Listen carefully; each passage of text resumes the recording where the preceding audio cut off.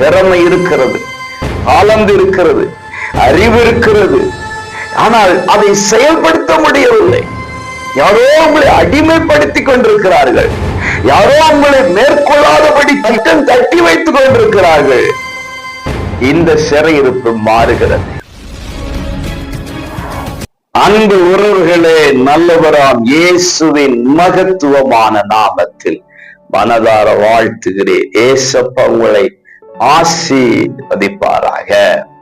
புலம்பல் 4:22 அவர் இனி உன்னை அப்புறம் சிறைப்பட்டு போக விடார்.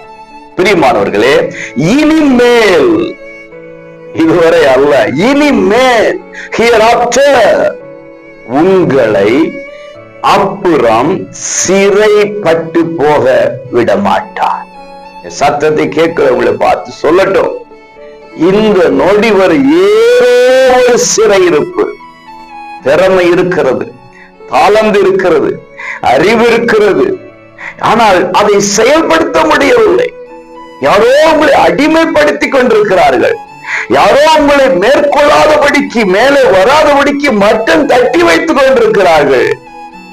இந்த சிறையிருப்பு மாறுகிறது.